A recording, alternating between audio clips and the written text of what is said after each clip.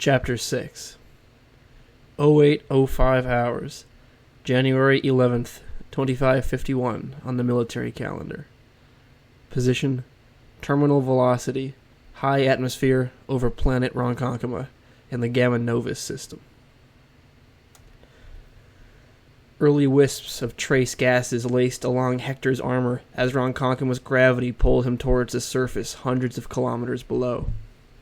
The planet didn't yet fill his view, and he could still see clouds bending across the horizon in his peripheral vision while focusing on his HUD's target marker straight ahead. The orange diamond almost blended in with the desert sand, flickering in and out of definition as it jostled across the shadows of the distant canyon. He made a mental note to ask Lewis about adding an ambient scene detector to the HUD display's programming. The gaseous threads grew into rippling sheets of color over Hector's helmet as he entered the upper atmosphere. Latent solar particles, energized by their passage across his armor's energy shield, produced waves of flowing crimson separated from his face only by the invisible thickness of his visor. Beauty does not concern Oni, and the Cryptea were given no training on it. Hector appreciated the sight all the same. Heat radiated through the visor onto his face as he plunged deeper into the planet's atmosphere. With a minute jut of one arm, he spun his back towards the ground, sliding his gauntleted hands against the back and sides of his helmet to insulate the relatively lightly armored microtech there from the growing thermal assault. Technically, this was unnecessary, since Mjolnir armor was rated for re-entry to any terraformed planet, but Hector saw no point in risking it. As superheated plasma howled across his armored form and the barren desert floor hurtled closer, Hector wondered idly if Cortana's host chip had any durability enhancements. As the altimeter in Hector's HUD spiraled down through 20,000 feet, the hateful roaring of re-entry died into a comparatively calm howl of wind that was mostly suppressed by his armor's audio sensors. With another subtle movement, Hector spun away from the now peacefully blue sky. The tortuous cut of the canyon was directly below, its jumbled swatches of shadows and stones standing out vividly from the featureless sand around it. A red square materialized on Hector's HUD, moving slowly along the canyon floor, and Taskmaster's sedate voice spoke into his helmet. Covenant patrol approaching landing zone. A moment later, the orange diamond that marked Resolute's chosen LZ disappeared and then reappeared on top of the red square. Zack's voice crackled through the comm, distorted slightly by accumulated static energy from the re-entry. Divert. Hector sent confirmation and swept his dive towards the new target. 1,000 feet above the ground, the elements of the patrol came into view. A jackal sniper crept along the top of each wall, providing overwatch on the cluster of grunts and two elites on the floor below. Ranks and loadout couldn't yet be discerned, but there wasn't time to wait for more information. 4 numbered icons appeared among the aliens as the members of Resolute picked their victims and splintered into their attack. Hector slashed through the air above the leading elite and drew his legs in, aiming his left knee plate at the center of the 8-foot-tall warrior's helmet. At the last moment, it looked up. The grotesque mandibles of its maw split into a futile roar, cut off at the root as the Cryptoid's hardened armor shell obliterated the feeble obstacle. Sand blasted up as the half-ton super soldier hit the ground, fusing and crystallizing and shattering into a million glittering shards as the tremendous energy of the impact thundered into the planet's crust. Molten micrograms of titanium battleplate sloughed from the Mjolnir's outer layer in a blazing rain that shrieked and burst apart in the crystal haze. Hector loomed from within the devastation, the midnight armor on his titanic form temporarily enlivened by bursts of purple blood boiling away in the shimmering heat. The nearest grunt stood frozen in awe as the ground it stood on settled and cooled. Dozens of charred flecks dotted its exposed, scaly skin, but it couldn't spare the effort to notice. Its shiny new plasma pistol hung forgotten from one stubby paw. Visions of Balajo and the succulent nectar of food nipples cascaded through its primitive mind as the demon's smoking gauntlet enveloped its skull. As the thin alloy of its methane mask crumpled beneath the tightening grip, a final panicked whoop leapt from its dog-like mouth. Ethan made a quieter entrance. Given his similar weight and velocity, it was shockingly quiet. Not that it would have made a difference. He and Lewis had targeted the Jackal snipers on either ridge. Lewis had collected drag to get more time to inspect the hostiles below, and was a few hundred feet above Ethan, who intended to make the most of his teammates' delay. Dully colored feathers stood out on the scruff of the Jackal's hunched neck. Its elongated head jutted towards the cliff edge. A narrow-barreled needle rifle rested in its taloned hands, its long gray nose dangling. Something appeared in the sky, catching the alien's eye. Its head gimbled and cocked over like a bird's as it focused a wide eye on what quickly resolved into a black armored human plummeting from the blue towards the cluster of Covenant soldiers in the cliff below. A warning cry sparked to life in the greedy caverns of the Jackal's brain, but got no further. Before the alien could raise its weapon, it found itself embedded into the desiccated stone atop the cliff. Before the signal to fight back could pass from its brain to its body, a great penetrating weight had crushed between the two. When it cracked apart its feral jaws to scream with the last of its air, a flowing heat filled its throat, so extreme that for the fraction of a second the alien had left, it felt like swallowing liquid light. Ethan planted his armored boot and halted his landing roll with one knee pressed into the base of the Jackal sniper's neck. Distracted by the sight of Hector's approach, it had never noticed him angling in from behind. The alien's hook-toothed mouth split open, and he swept a cupped handful of sand down its gullet to stifle it. Made molten by the tremendous re-entry heat clinging to his armor, the grains flowed thickly down the fetid maw. A languid dribble slipped back out between yellow teeth like tar, pattering and hissing and slowing, the time between glass drops increasing until it ceased, unnoticed. Ethan yanked the needle rifle from the Jackal's taloned grasp, his tuned mind filtering out the rumble of Hector's impact. Taskmaster linked the weapon's digital scope to his helmet's visor as soon as the data link points in his glove touched it, and he settled the reticle onto the head of the Jackal still squatting on the opposite cliff. The alien rifle was ungainly in human hands, its bulbous central body and narrow stock setting it permanently off balance, but in the hands of a Spartan, this was a non-issue. Ethan matched the distant alien's loping stride with the reticle and squeezed the chunky trigger, downing the enemy with a single crystalline shard. Lewis landed a moment later, dissipating his energy with an agile tumble. Not quite as agile as Ethan's, thought Ethan, but pretty good.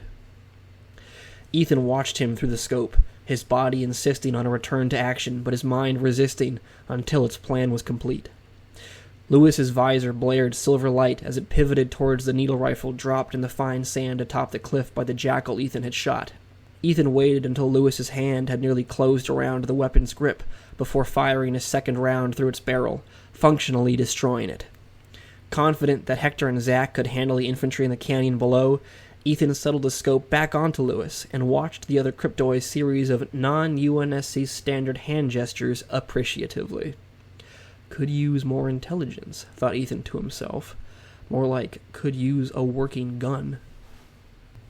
Despite exiting the breach first, Zack was the last to make landfall.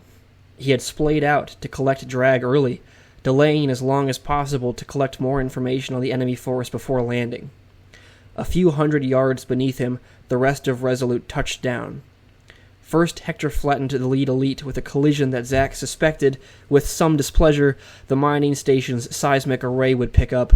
Then Ethan and Lewis took out the Jackals running overwatch atop the bordering cliffs. Or maybe just Ethan. The two needle bolts that sliced across the cliffs clued Zack in to something besides combat efficiency being at play. He'd straighten it out after the engagement. Complacency had no home in Resolute. He centered himself over the trailing elite. It was about 100 yards back from the cluster that Hector had targeted, and, unexpectedly, wasn't advancing towards the foe. One arm extended its plasma rifle towards Hector's smoking hulk, while the other clung to something in front of it, dragging it along as the alien inched backwards. 100 feet from the ground, visual sensors in Zack's helmet picked up details of the alien's armor, and Taskmaster used the data to mark the red polygons surrounding the Covenant infantry. 3 grunt miners arrayed behind one elite miner. 80 feet from the ground, Zack began a pivot that would put his boots through the elite's helmet, letting him roll out into the midst of the grunts. At 60 feet, he had abandoned all drag collection and was accelerating through the remaining distance. At 40 feet, a green circle appeared on Zack's HUD, overlapping with a red diamond around the elite. Then the target title appeared. Human Child. Zack's enhanced mind acted instantly, flinging his limbs out and twisting to avoid crushing the hostage. He had enough altitude left to change his course, but not to gain control of the new one. 20 feet from the ground, he crashed into the rugged stone of the cliff face, a half-ton midnight bullet that shattered the shale layers and disappeared into an avalanche of fractured stone and dust. A beat of stillness captured Resolute 2, 3, and 4 as the rumbling crash of Zack's impact with the canyon wall rolled over the cliffs. Hector's mind raced through the scenario, slamming its pieces together. Whatever had caused Zack to miss his target was not a current priority. His Mjolnir would have protected him from the impact, but he'd be vulnerable under the pile of debris. The remaining Covenant would have to be eliminated as quickly as possible. So, the situation hadn't changed. He swung back into action. Ethan stared through his visor into the torrent of powdered stone and shale fragments collapsing down the cliff face, looking for a sign of his squad leader. To his superhuman mind, the shroud of tumbling debris dragged on and on. In reality, barely more than a second passed between Zack's impact and the appearance of Hector's alert in his HUD. Ethan swept his recently acquired needle rifle towards the other Spartan, centering Hector in its scope. At this point, using comms wouldn't add any risk to the engagement, but it would have been unnecessary. Ethan read Hector's intent as soon as he saw the huge Cryptoid's arm arc out, flinging a grunt by its compressed head. The squat alien's stubby limbs flailed as it hurtled through the air, its stunted wailing lost beneath echoes of Zack's impact still booming through the canyon. Ethan tracked the grunt's trajectory through the scope, keeping the reticle pinned to its stocky torso. When the tip of the remaining elite's plasma rifle appeared on the edge of his view, he pulled the trigger, waited to see the thrown grunt spin with the needle's impact, then fired another round. An impatient fraction of a second later, the twice-skewered grunt was above the remaining Covenant, and Ethan sent a final shot into Hector's improvised grenade, super-combining the shards of alien crystal and detonating the grunt's respirator methane tank in a flash of pink and green. Bib the Grunt was having a bad day. Gag, another grunt, had taken Bib's favorite spot on the floor last night, like the stupid idiot he was, and then had taken Bib's favorite plasma pistol from the room full of guns this morning. That had left Bib with the broken one. Bib hated the broken one. Every time he shot it, it zapped his hand.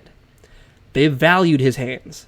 They were the best hands out of all the grunts on the Omana Trinity, or whatever their spaceship was called. Bib thought his hands could do things that even some Sangheili hands couldn't do. So he hated using a broken plasma pistol, and he hated Gag for stealing his working one, and also his sleeping spot on the floor, and also because Gag was an idiot. So, when he saw Gag flying through the air with his idiot head folded up like a juice pack, Bib the Grunt was happy that something good was finally happening in his day. Certainly, it was an inconvenience that one of those giant psycho Humies had fallen out of the sky and blocked their patrol, but Humies was nothing that a good Sangheili couldn't handle. Bib still had a good Sangheili, and the other Humie had missed and hit the wall like a dummy, so Bib was fine. And the Sangheili who had been turned into soup on account of the first Humie landing on him was clearly not one of the good Sangheilis, so that was not a problem. Bib patted his gun-holding hand with his not-gun-holding hand and congratulated himself for his good military thinking. With thoughts like that, he'd be promoted in no time. Soon he'd probably be in charge of the Oh No My Virginity, or whatever that spaceship was, and he'd name it something much cooler and better, like Fist of Bib, or Bib's Hammer, or maybe just Bib. His mighty mind was distracted from its planning by the sight of a shiny pink needle sticking out of Gag's fat idiot body. He didn't remember that being there before. Nice that it was, though. Gag deserved it. Gag's dumb, ugly hands spun at the end of his dumb, ugly arms as his dumb, ugly body spun, and then Bib saw a second needle sticking out of his dumb, ugly butt. Bib was impressed by how many things you could hide with as much dumb ugliness as Gag had. Then the third needle appeared, and Bib found his day getting worse again. Bib's remaining Sangheili took most of the force of the exploding gag. It staggered on its weird backwards legs and yelled with its weird noodle mouth, and its energy shields flickered out from over its nice blue armor. Bib let his hands drop from where they had crossed in front of his turned-away face. He hadn't even felt the blast. With great pride, he realized his excellent hands must have deflected it for him. He held them out to admire them, and saw a smattering of specks of gag sprinkled across the palms. "Yuck!" said Bib, reasonably. "Ugh!" He bounced around, shaking away the gross bits of blowed-up idiot, distracted from the fight for a moment. The sight of the other two grunts from the patrol lying splayed out and blowed up in the sand quickly reminded him that there were still humies to wreck. He felt bad for those two other grunts, but it was bound to happen to them sooner or later. They just didn't have hands like his. Bib turned back to his remaining Sangheili. Normally, he let the big guy think he was in charge and lead the patrols and stuff, but in a life-or-death situation like this, Bib would have to take charge. Under Bib's command, they would stomp all over the big Psycho Humies. Or they would have, if the Psycho Humi who had hit the wall hadn't jumped out of its pile of rocks with a big, like really big, knife and stabbed the other Sangheili. Apparently both of the Sangheilis had been not good Sangheilis. It looked like it would all come down to Bib. He pointed his plasma pistol and squeezed off a shot at the knife Psycho Humi. It turned its shoulder and the molten orb flew past as the broken gun zapped Bib's palm. He yipped and threw it down. Stupid gun. Stupid gag. Even when gag was blown up, he was still messing up Bib's day. There was only one thing for it. Bib yanked 2 plasma grenades out and thumbed their activators and held them over his head, one in each magnificent hand. Humi armor could take a beating, but nothing could stand up to the power of 2 plasma grenades. Except Bib's hands, of course, which would block the explosion and protect him, like they had from when Gag blew up. They'd probably bounce the explosion back towards the Humi, Bib realized.